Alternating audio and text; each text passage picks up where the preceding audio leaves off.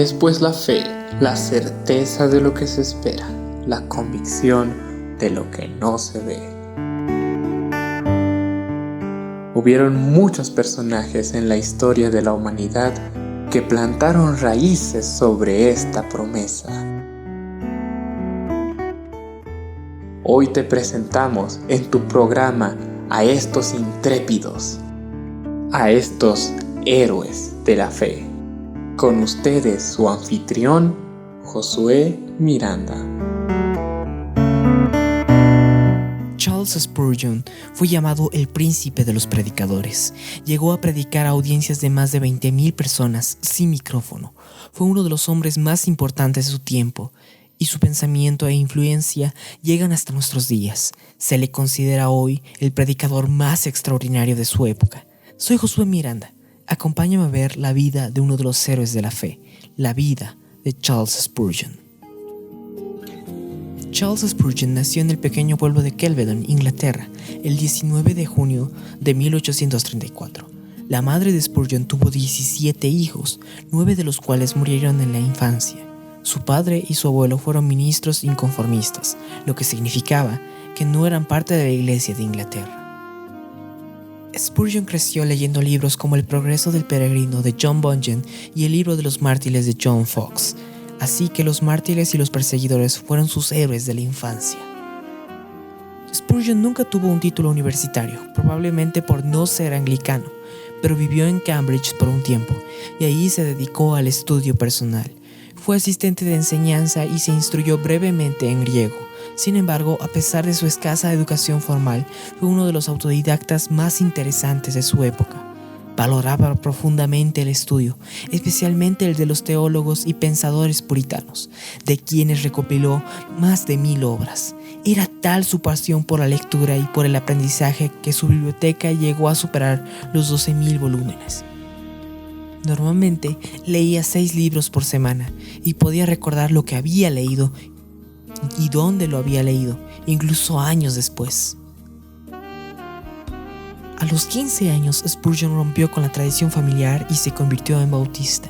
Siempre contó que su dramática conversión fue un fruto de la casualidad, pero todos sabemos que no fue así. Vale la pena recordar que gran parte de las iglesias protestantes de la época bautizaban a los niños. Spurgeon llegó a la conclusión de que esta práctica no era bíblica y esto lo impulsó a bautizarse y a unirse a una iglesia bautista. Siendo aún un adolescente, Spurgeon comenzó a predicar en las zonas rurales de Cambridgeshire. Luego se convirtió en pastor rural en la aldea Waterbeach. Ahí se convirtió en una celebridad. Escuchar a Spurgeon durante este tiempo podía llegar a ser curioso, ya que tenía una apariencia muy joven, pero su predicación era madura y profunda. Su energía, su voz y su capacidad oratoria le dieron mucha reputación, lo que hizo que 1 año y medio después de convertirse en pastor y con tan solo 19 años, lo invitaran a Londres a predicar en la histórica capilla New Park Street. La congregación, que tenía solo 232 miembros, quedó tan impresionada con la predicación de Spurgeon que votó para que el joven predicador se quedara enseñando ahí durante otros 6 meses. Lo paradójico de esto es que Spurgeon nunca creyó que la congregación lo quería tanto, así que pidió que solo lo aceptaran la invitación por 3 meses. Sin embargo, Spurgeon se quedó el resto de su vida en Londres, y la pequeña iglesia que lo invitó a predicar por medio año se convirtió, bajo su liderazgo, en una iglesia con más de 5,600 asientos.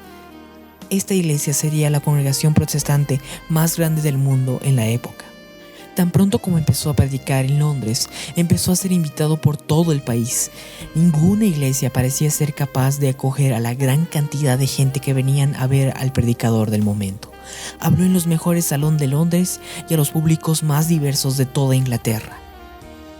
Aunque este éxito vino cargado de controversia, debido a su popularidad, sus sermones eran publicados en diarios tan importantes como el London Times y hasta en el New York Times, lo que lo ponía en el centro del debate público. Los protestantes más conservadores criticaban su estilo dramático al contar historias de niños moribundos o pescadores arrepentidos. Criticaban el hecho de que caminara en la plataforma o que usara el drama para ilustrar sus sermones. Algunos lo llamaban el púlpito bufón. Pero no solo fue su forma de predicar, sino también sus convicciones las que crearon controversia. Él nunca se acobardó a la hora de predicar la verdad. Su mensaje era claro y directo. Un día, predicando sobre Hechos 26-28, dijo: casi persuadido de ser cristiano, es como el hombre que fue casi indultado, pero fue ahorcado. Como el hombre que casi fue rescatado, pero se quemó con su casa. Un hombre que está casi salvado está condenado.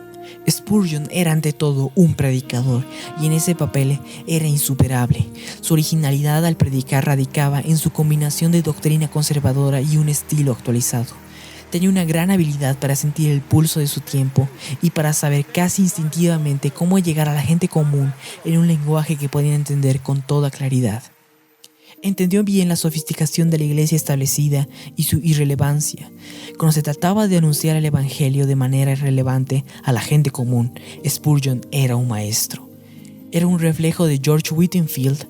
Los sermones compilados de Spurgeon durante su ministerio en el Tabernáculo Metropolitano llenan 63 volúmenes.